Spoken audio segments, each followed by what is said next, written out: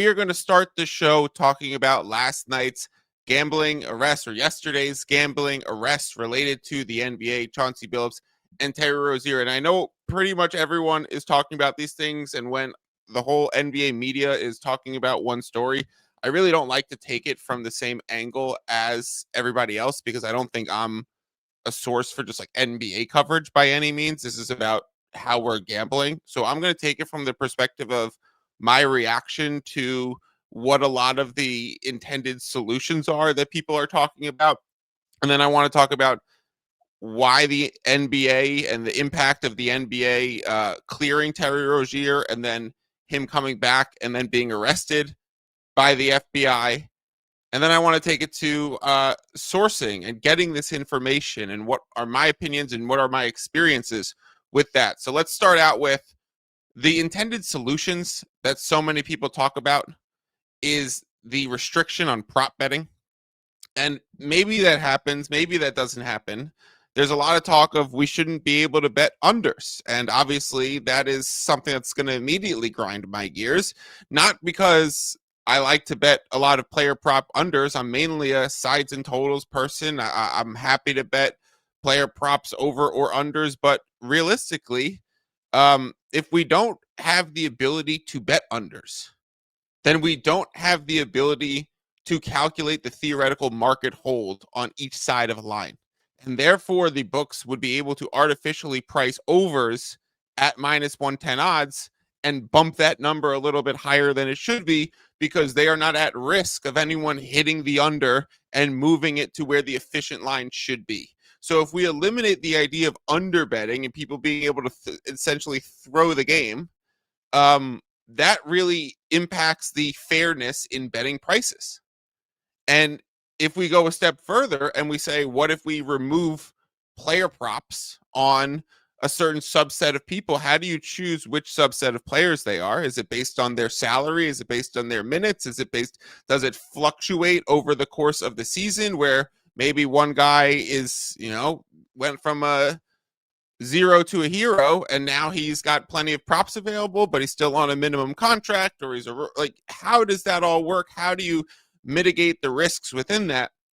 And if you remove all prop betting, as a professional bettor who mainly plays sides and totals, like I just said, it actually makes my life way harder because ultimately betting and gambling and doing that for a living is a zero-sum game. There has to be somebody who loses for me to win, and I recognize that. And there is almost a mindset within the sharp community that ultimately you do want to find books and places to bet and markets to bet in where there are often a lot of fish, and fish meaning bad bettors and people who are going to lose their money. And so when I reflect on what would happen if they removed all prop betting, my first thought is there would be a large wave of people closer focused on sides and totals, and that would make the lines way more efficient. If DraftKings wasn't, pricing all of the player props they do and first baskets and, every rebound, three-pointer, assist over under, then that's going to directly impact the sides and totals and sharpen those markets and make it harder for me to beat. So I'm not a fan of really any of these solutions that are being thrown out there, whether they are right or wrong. That's not really my judgment call. Obviously, it sucks that a lot of these stories have come out, but I also think that's inevitable when we legalized and recreationalized sports gambling, and which is an addictive thing. And so I've always come from the mindset of this is a good job for me. It allows me to work in the hours that I want to work and for myself and do things like create content and do some entrepreneurial tasks for myself. But for me, it's still a job. I prefer to watch sports that I don't have money on. And my whole goal with betting sports is to one day retire early. So we'll see how this all shakes out. But from my perspective, the whole rush and people just chiming in that we need to seriously curtail prop betting has a ripple effect as it moves through the gambling market. And even in content, like think about how many content creators are out there doing prop bets and releasing all their props, if they all go to sides and totals and their followers are betting the sides and totals that they give out, it's just going to create a lot of efficiency. I'm not really as concerned about, do the same people still listen to my podcast? That's not the end of the world for me. I hope that you guys would stay. I'm convinced I'd still be better at sides and totals than those people doing player props and parlays and alt lines and all that stuff. But we need those people to bet for us to win. And if they are hitting sides and totals, it becomes a much different game to play. It becomes another level of strategy to figure out these things, right? So you have to be quicker to the board. You'd have to change your sizing in certain situations. You'd want to play resistance pretty often to waves of movement. It would be a whole thing to then figure out if prop betting was eliminated, how to really play into sides and totals. The second thing I want to say is the NBA cleared Terry Rozier, and he actually returned to playing. And then now the FBI comes out and arrests Terry Rozier. The main difference that I have not heard many people talk about is that the FBI has way more resources to investigate and way more investigative power than the NBA does. The NBA can only investigate things within the laws of the CBA, within the boundaries of what's been collectively bargained by owners and players and team representatives and agents and player reps and so on and so forth, and the league. And so when we take this from, okay, let's just remove the gambling and Terry Rozier component and go over to what's happening with the Los Angeles Clippers right now, we have to realize that, like, sometimes even what Pablo Torre is reporting goes beyond what the law firm that is hired to investigate the Clippers is even allowed to find.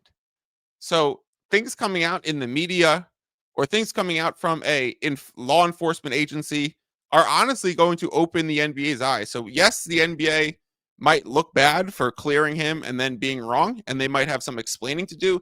The explanation is pretty simple. We couldn't look at what they looked at in order to make these calls. And within the boundaries and the scope of what we looked at, we did not find anything with enough smoking gun, is what's been used in the Kawhi Leonard situation, or pretty much everything had some plausible deniability to not move forward with Terry Rozier, which is different from Jonte Porter, which was a federal case, which he pled guilty to.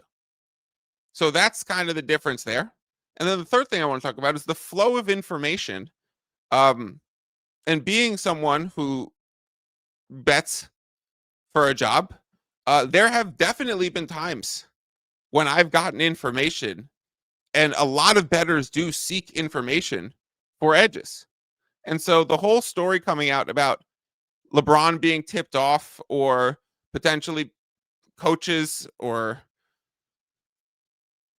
what's the word that's used in the indictment, but the code language used to talk about Chauncey Billups letting people know that the Blazers were tanking. And the difference between that and some of the other flow of information being legal or illegal is that those people were profiting off sharing the information. Whereas I've gotten information because, here's a random example of a time that I got information. One time there was a star NBA player who was playing in a certain city where I know a lot of people, and their agent is close friends with someone that I know, and that person's father. There's a whole web. This is how messy it gets. The friend's father was going to go to the game with the agent so that they could also spend time with the star player either before or after the game. And the son was going to go too. And I find out they're no longer going to the game because agent told family friend, and then family friend father canceled on son because said player's not going to end up playing. and it was not known information yet. That is not being sold. There is no illegality in that, but it is a fucking messy web. And it was actionable for me, and the bet ended up fucking losing anyways. So whatever it is, but it just sometimes gets a little hairy, and it's not always straightforward. And information, this is an information game in a lot of ways. And there are a lot of people who try and get information.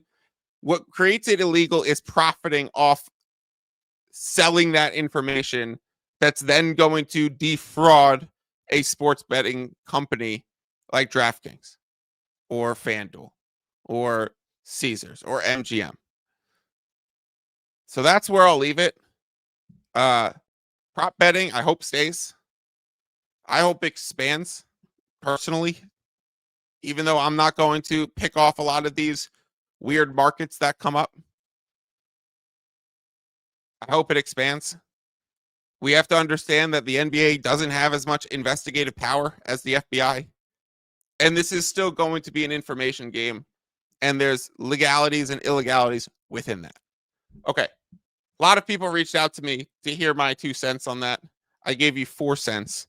And now we're going to talk about the rest of the NBA 12-game slate here on a Friday morning. We'll try and go through it pretty quick because we're already 12, 13 minutes into the show. I'm glad that LeBron and I were doing